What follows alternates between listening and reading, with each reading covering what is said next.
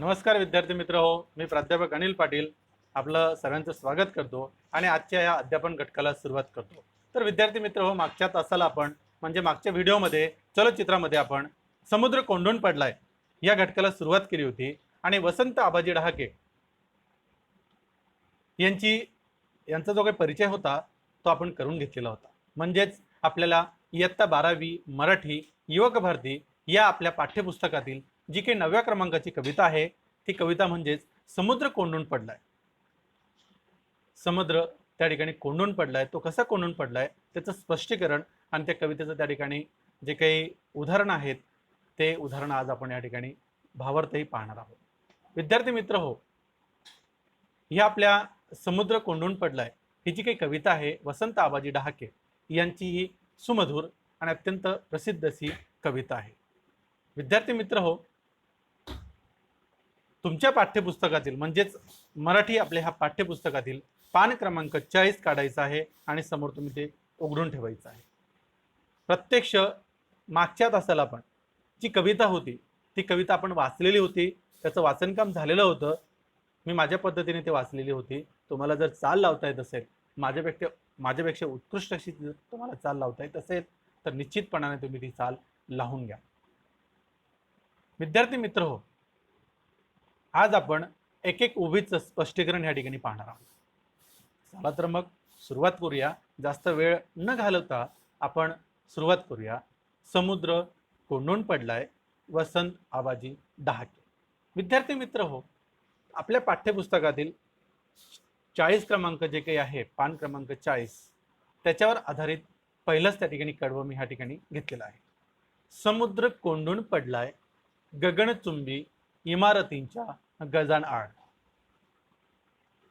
तो संत्रस्त वाटतोय संध्याकाळी, पिंजारलेली धाडी झिंजा हताशपणे पाहत असतो समोरच्या 32व्या मजल्यावरील मुलांकडे।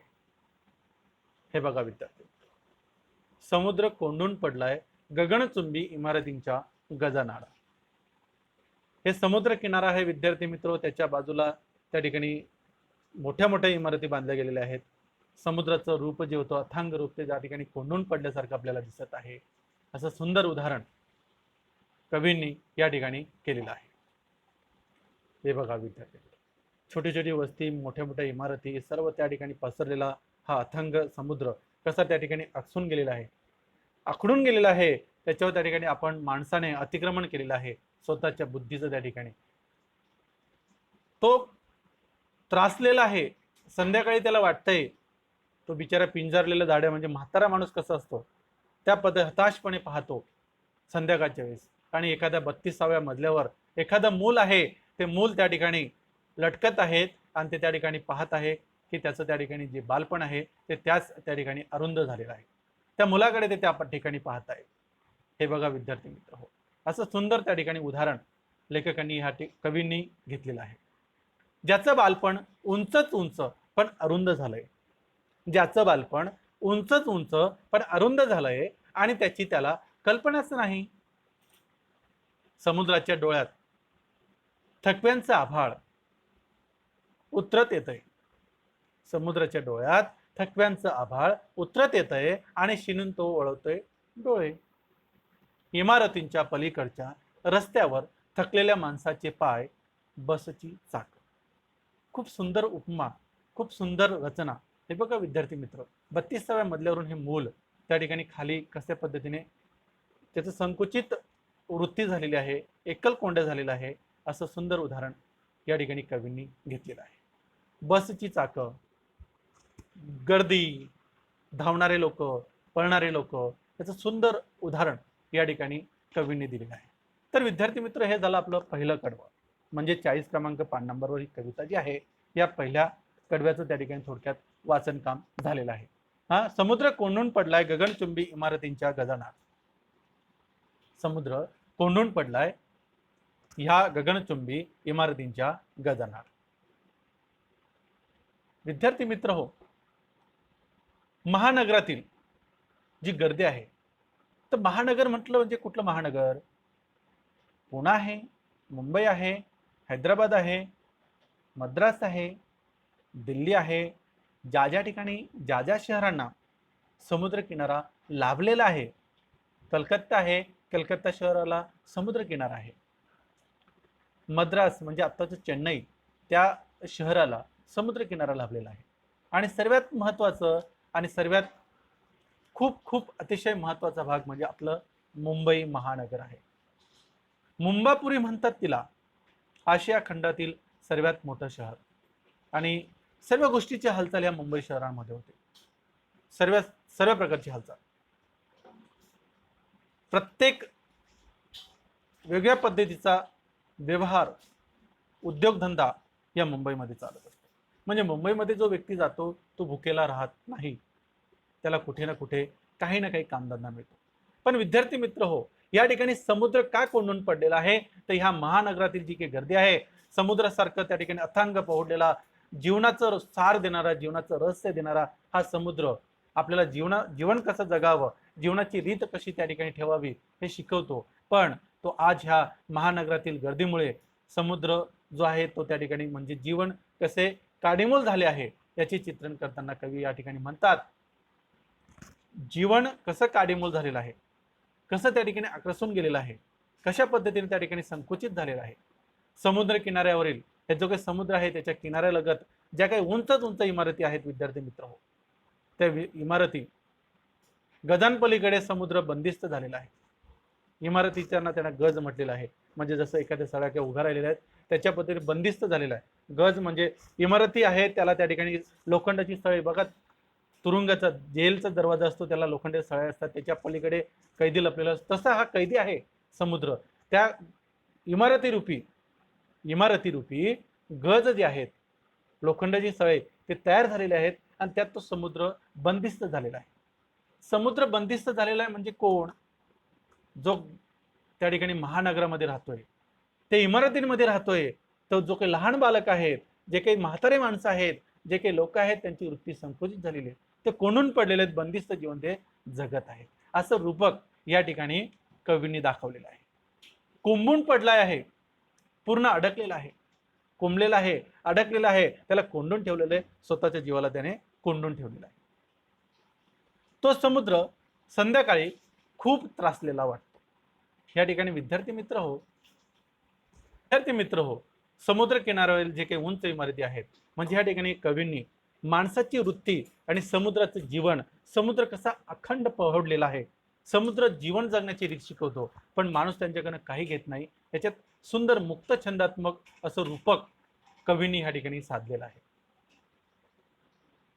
माणसं महानगरामध्ये एवढी धावपळ करतायत विद्यार्थी मित्र, पैसा कमवण्यासाठी एवढी धावपळ करतायत, स्वतःचं जीवन कसं जगायचं तेही ते त्या ठिकाणी विसरून जात आहेत. एवढी धावपळ लोकांची आहे. पण मी एक म्हणतो विद्यार्थी मित्र हो, पोटाची खळगी भरायला फक्त थोडंसं लागतं, पण आपल्याला पाठीला कशाला हवंय? पाठीला कशाला हवंय? पोटापुरतं कमवा, भरपूर झालं. पण नाही, लोकांची रीतच झालेली विद्यार्थी मित्र, रात्रंदिवस काबाड कष्ट करतात, झोप नाही, आराम नाही, शरीर दुखापत, रोगांचं माहेरघर आपलं शरीर होऊन गेलेलं असतं आणि त्या धावत्या जीवनशैलीमध्ये आपण धावतच जातो. विद्यार्थी मित्र हो,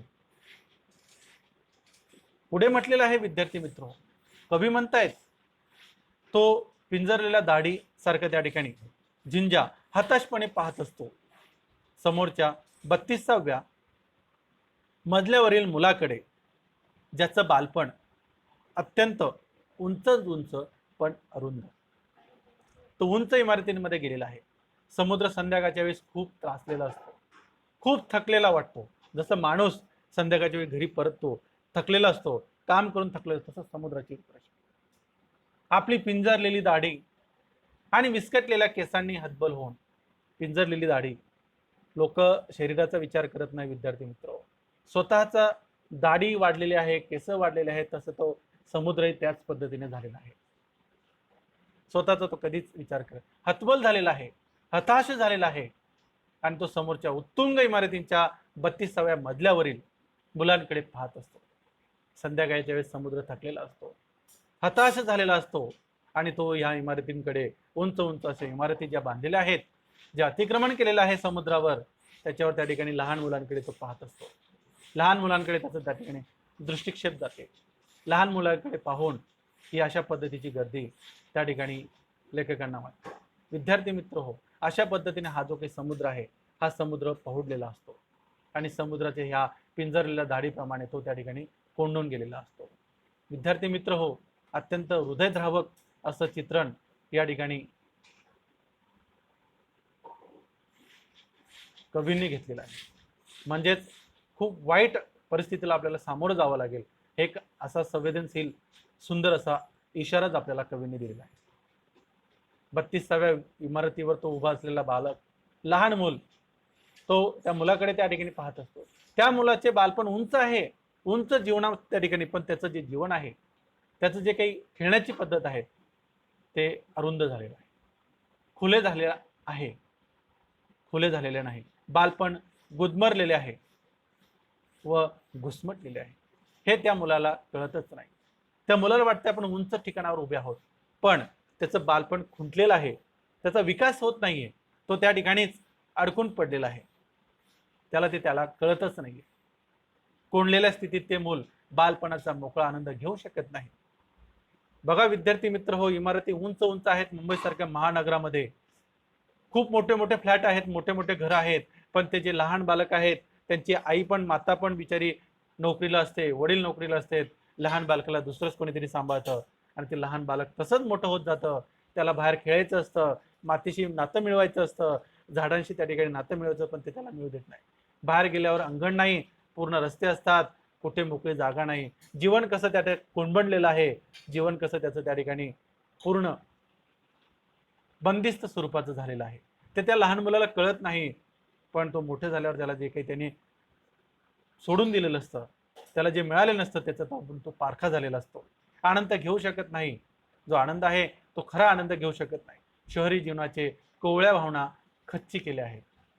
शहरी जीवनामधील जे काही कोवळ्या भावना आहेत त्याला बंधन घालून दिलेले आहेत, खच्चीकरण झालेलं आहे, त्याच्याकडे कोणीही लक्ष देत नाही, असं कवींनी ह्या कडव्यामध्ये आपल्याला आपल्या समोर मांडलेलं आहे. विद्यार्थी मित्र हो, अशा पद्धतीची गर्दी असते, अशा स्वरूपात गर्दी ही जात असते.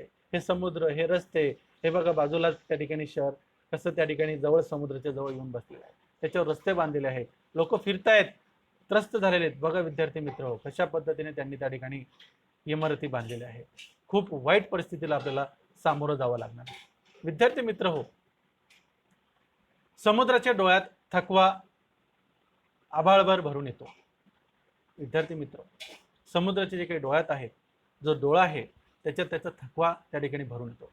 पुढच्या ओवीकडे विद्यार्थी मित्र सांगितलेलं आहे की बालपण अत्यंत उंच आहे, पण समुद्राच्या डोळ्यांमध्ये जो थकवा आहे तो आभाळ त्या ठिकाणी उतरत येतं आणि शिनून तो त्या ठिकाणी शिनून ओळखतो. आता गगनचुंबी ह्या शब्दाचा अर्थ म्हणजे काय? उंचच उंच इमारती. शिनूने म्हणजे याचा अर्थ काय? थकणे, थकावा असणे, असं त्याचा त्या ठिकाणी अर्थ आहे. अतिशय त्रासलेला, त्रस्तस्त म्हणजे अतिशय त्रासलेला, शिणून येणे म्हणजे थकवा येणे, त्या ठिकाणी दमून येणे, असं त्याचा अर्थ आहे. इथं लिहिलेलं आहे समुद्राच्या डोळ्यात थकवा जाणवतो, तो आभाळभर भरून येतो. समुद्राच्या डोळ्यांमध्ये थकवा जाणवतो, तर आभाळभर त्या ठिकाणी दिसून येतो. तसेच लोकांची वृत्ती आहेत. समुद्राच्या डोळ्यात जसं थकवा जाणवतो ना, तसं लोकांच्याही नजरेमध्ये थकवा जाणवतो. तो सर्वांना दिसतो, पण ते त्या ठिकाणी नजर अंदाज करत असतात. शिनलेले, थकलेले डोळे समुद्र वळवतो. थकलेले डोळे असतील, शिनलेले डोळे, शनलेले म्हणजे थकलेले, दमून आलेले, त्याचा अर्थ आहे. दमून आलेला त्याचा त्या ठिकाणी अर्थ आहे. ते त्या ठिकाणी तो चहूबाजूने फिरवतो. हिमालयांच्या पलीकडे त्या ठिकाणी जातो. इमारती ज्या आहेत, ज्या मोठ्या मोठ्या बिल्डिंग्स आहेत, घरं आहेत, इमारती आहेत, त्यांना त्या ठिकाणी तो इकडे तिकडे फिरवतो. म्हणजे जे लोक आहेत ते फिरतात, इकडे तिकडे चहूबाजूने फिरत असतात. इमारतींच्या पलीकडे चहूबाजूने त्या ठिकाणी ते पलीकडच्या रस्त्यांवर जात असतात. तसा समुद्र रात्रीच्या वेळेस फिरत आहे, संध्याकाळच्या वेळेस फिरत आहे. तिथे पलीकडच्या रस्त्यावर त्याला थकल्या बागल्या माणसांचे रखडत चाललेले पाय आणि बसची चाके दिसतात. संध्याकाळच्या वेळेस लोक थकून येतात, दमून येतात, नोकरी करतात, ड्युटी करतात, त्या ठिकाणी थकून येतात, मोलमजुरी करतात आणि असं हळूहळू रखडत रखडत पाय चालताना त्याला त्या ठिकाणी दिसत आहे. विद्यार्थी मित्र, अत्यंत सुंदर असं उदाहरण या ठिकाणी कवींनी दिलं आहे. खूप सुंदर उदाहरण देऊन त्यांनी आपल्या समोर त्या ठिकाणी मांडलेलं आहे. विद्यार्थी मित्र हो, बसची चाकं, बस म्हणजेच त्या ठिकाणी जे थकून आलेला होता जे थकलेल्या अवस्थेत आपण आहोत ते सुंदर वर्णन या ठिकाणी. मित्रांनो, समुद्राच्या डोळ्यात थकवा जाणवतोय, आभाळभर भरून येतोय, त्यानंतर चोहू बाजूंनी फिरत राहतो. जसं आपण माणूस फिरतोय तसंच समुद्र अस्वस्थ होऊन माणसांच्या ह्या वृत्तीकडे पाहत फिरत राहतो. तिथे पलीकडच्या रस्त्यावर त्याला थकल्या भागल्या माणसांचे रखडत चाललेले पाय दिसत आहेत. लोक रखडत चाललेले आहेत, थकलत चाललेले आहेत, थकवेने काम करून करून थकलेले आहेत, धावपळ करून थकलेले आहेत. विद्यार्थी मित्र हो, ते समुद्राला त्या ठिकाणी दिसत आहे. रखडत चाललेले पाय आणि बसची चाके दिसतात. चाक हे प्रगतीचे व गतीचे प्रतीक आहे. चक्र चाक ज्यावेळेस फिरतो म्हणजे प्रगती होते, तसंच लोक या ठिकाणी प्रगतीसाठी खूप दाहक आणि खूप अतोनात प्रयत्न करतात. पण या ठिकाणी समुद्र थकल्याचं एक सुंदर रूपक वसंत आबाजी डहाके यांनी या ठिकाणी मांडलेलं आहे. चाकाचं प्रतीक या ठिकाणी आलेलं आहे. परंतु चालण्यातला पावलांचा जोर कमी झाला आहे, कमकुवत आहे, हा विरोधाभास समुद्राला व्याकुळ करतो. जो काही चालण्याची गती आहे, प्रगती आहे, ती अत्यंत कमकुवत झालेली आहे, संकुचित झालेली आहे. थकलेले पाय आहेत, ते त्याचा जोर कमी झालेला आहे, ते पुढे जातच नाही आहेत, खूप थकल्यासारखं वाटतंय. त्याचा जो विरोधाभास आहे तो समुद्राला त्या ठिकाणी जाणवतोय. समुद्ररूपी माणसाला त्या ठिकाणी जाणवत आहे. माणूस तशाच पद्धतीचा असतो, दिवस रात्र मेहनत करतोय, खूप थकतोय, खूप धावपळ करतो आहे आणि आपल्या जीवनाचा, शरीराचा, तब्येतीचा अजिबात तो त्या ठिकाणी काळजी करत नाही, लक्षही देत नाही. जी वेळ निघून गेली, लहान मुलांवर कारण नसताना अवास्तव त्या ठिकाणी काम लादलं जातंय. लहान मुलांना त्यांची जी काही लहानपणाची जी खेळण्याची वृत्ती आहे, त्यांचं संशोधक वृत्ती आहे, त्याच्यावर आपण अतिक्रमण करत आहोत. त्या ठिकाणी कवी म्हणतायत, समुद्राला तेच त्या ठिकाणी खूप व्याकुळतेने तो बिचारा पाहतो आहे आणि त्याला खूप विरोधाभास त्या ठिकाणी होत आहे. असं सुंदर या पहिल्या कडव्यांमध्ये कवींनी आपल्या समोर स्पष्टीकरण दिलेलं आहे. विद्यार्थी मित्र हो, आपल्या पाठ्यपुस्तकातील पान क्रमांक 40 त्याच्यावर दुसरं जे कडवं आहे त्याला सुरुवात करूया. पहिल्या कडव्याचं त्या ठिकाणी जे काही वाचन होतं आणि स्पष्टीकरण आहे तुमच्याबरोबर मांडलेलं आहे. ते कमीत कमी 7 ते 8 ओव्या पहिल्या कडव्यामध्ये आहेत आणि याच्यातही 7 ते 8 ओव्या दुसऱ्या कडव्यामध्ये आहेत. तिसऱ्या कडव्यामध्ये 3च ओव्या आहेत. ते आपण पाहूयात. समुद्र अस्वस्थ होऊन जातो. समुद्र अस्वस्थ होऊन जातो शहराच्या आयुष्याच्या विचाराने. तेव्हा तो मनातल्या मनातच मुक्त होऊन फिरू लागतो, मनातल्या मनात फिरू लागतो. विद्यार्थी मित्र, तर समुद्र रूपी माणूस आहे. हा समुद्राला त्या ठिकाणी जिवंत केलेलं आहे. समुद्र आणि माणसाचं एकत्र रूपक त्या ठिकाणी कवींनी जोडलेलं आहे. माणसाचं रूप या ठिकाणी मांडलेलं आहे. विद्यार्थी, तुम्ही ते विसरू नका. तर तुम्ही म्हणाल समुद्र इथं काय, ते एक रूपक मुक्त छंदात्मक विचार आणि विधान या ठिकाणी केलेलं आहे. शहरातल्या रस्त्यांवरून वस्त्यांवरून उशिरापर्यंत रात्री तो बसलेला असतो. बघा विद्यार्थी, या ठिकाणी खूप सुंदर कल्पना दिली आहे. मनातल्या मनात मुक्त होऊन फिरू लागतो. शहरातल्या रस्त्यांवर वस्त्यांमधून उशिरापर्यंत रात्री तो बसलेला असतो स्टेशनवरल्या बाकावर, एकाकी समोरच्या रुळावरील रहदारी पाहत, हातावर डोकं ठेवून अर्धमिटल्या डोळ्यांनी त्याला आठवतं त्याच्या शेजारी पाय दुबडून कसं बस झोपलेलं एखादं मोल, ज्याचं बालपण स्टेशनवरल्या बाका एवढं आणि त्याला कल्पना असावी किंवा नसावी. खूप सुंदर वर्णन या ठिकाणी लिहिलेलं आहे. खूप सुंदर.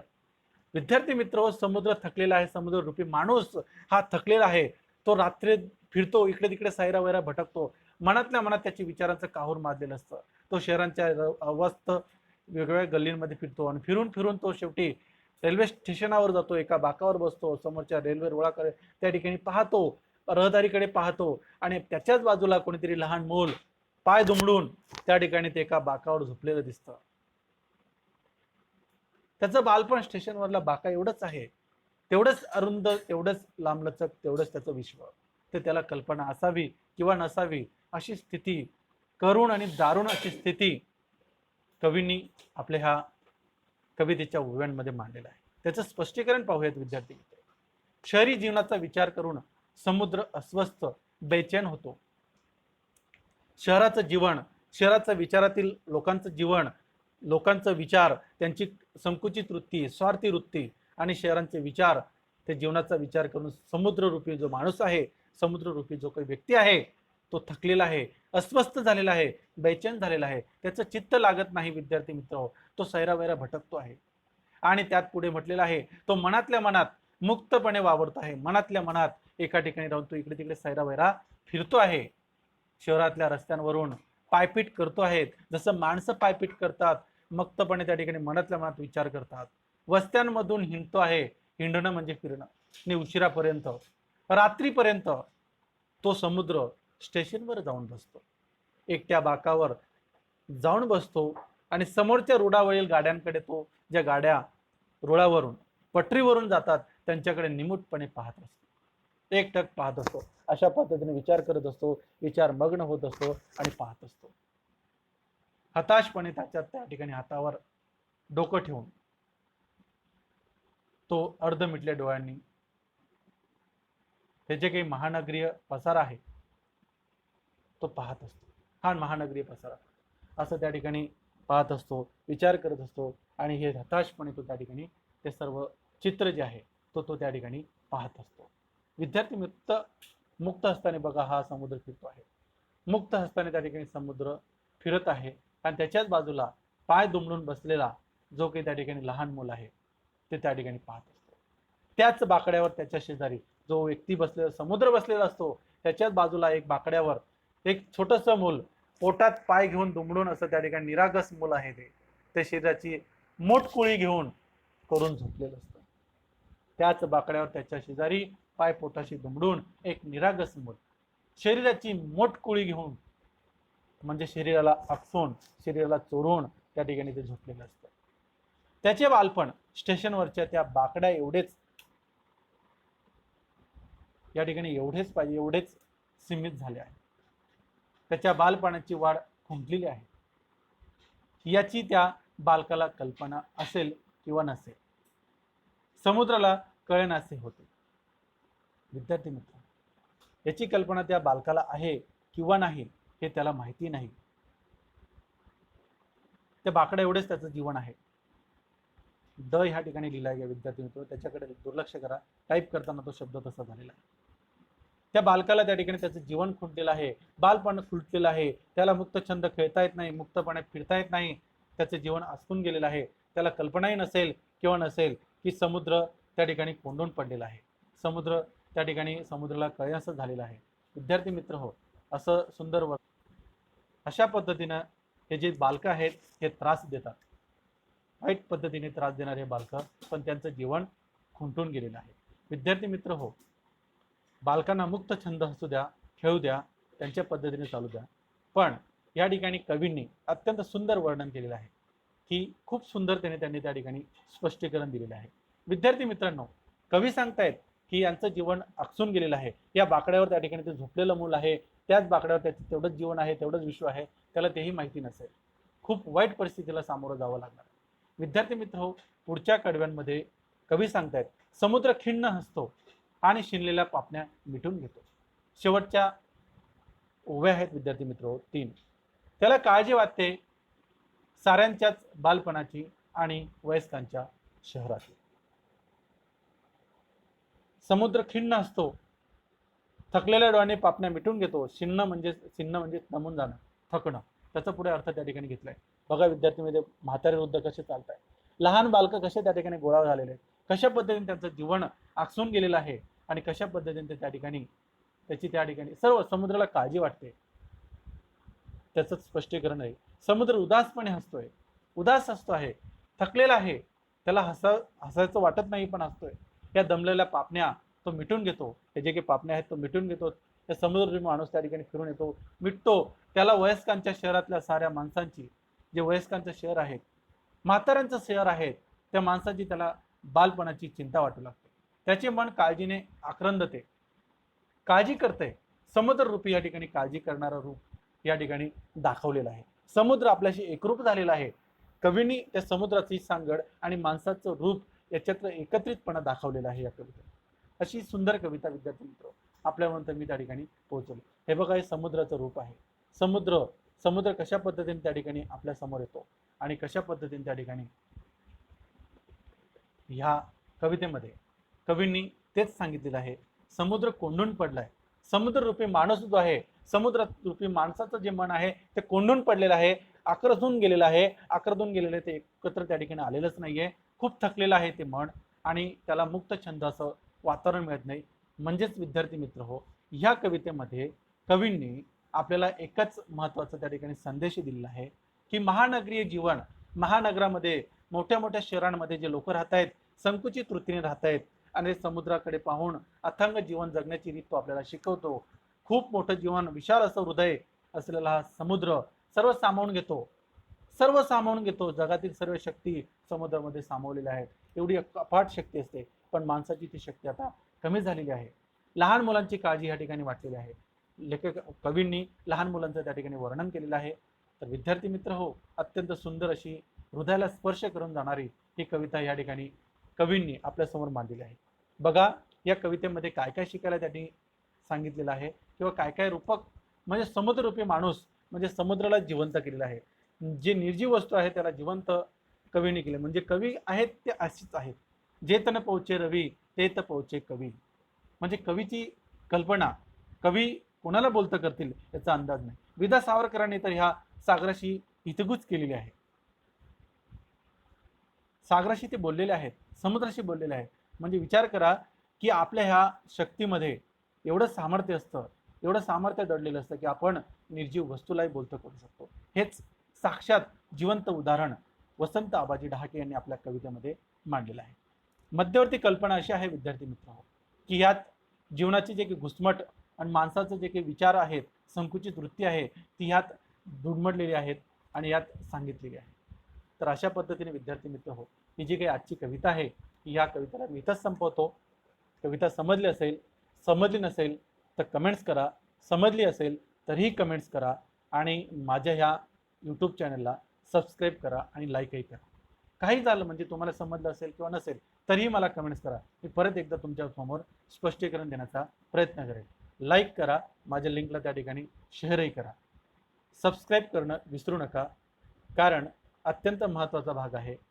आणि कमेंट्स करा विद्यार्थी मित्र, जेणेकरून तुमच्यापर्यंत अधिक अजून चांगले अध्यापन रूपी व्हिडिओ मी तुमच्यापर्यंत पोहोचू शकेल. तत्पूर्वी विद्यार्थी मित्र हो, तेच थांबतो. जे सबस्क्राईब करायचं आहे त्यात बाजूला एक छोटंसं एक चिन्ह असतं, घंटीचं चिन्ह असतं, बेल आयकॉन म्हणतात त्याला, त्यालाही क्लिक करा. म्हणजे तुम्हाला जेणेकरून जेवढे व्हिडिओ मी पाठवत जाईल लगेचच तुमच्या स्क्रीनवर येत जातील. एवढं लक्षात असू द्या. तत्पूर्वी धन्यवाद विद्यार्थी मित्र हो. कुठेच जाऊ नका. या समुद्रासारखं अथांग विचार आपल्या समोर राहू द्या. संकुचित वृत्तीने वागू नका. समुद्राकडे पहा, त्याच्याकडनं जीवन जगण्याची रीत घ्या. निरोप घेतो तुमचा. नंतर पुन्हा पुढच्या व्हिडिओमध्ये समुद्र कोंडून पडलाय याची त्या ठिकाणी कृती घेऊन येतो, स्वाध्याय घेऊन येतो. कुठेही जाऊ नका, तिथेच बसा. सर्व तुमच्यापर्यंत मी साहित्य पोहोचवतो. धन्यवाद विद्यार्थी मित्रांनो.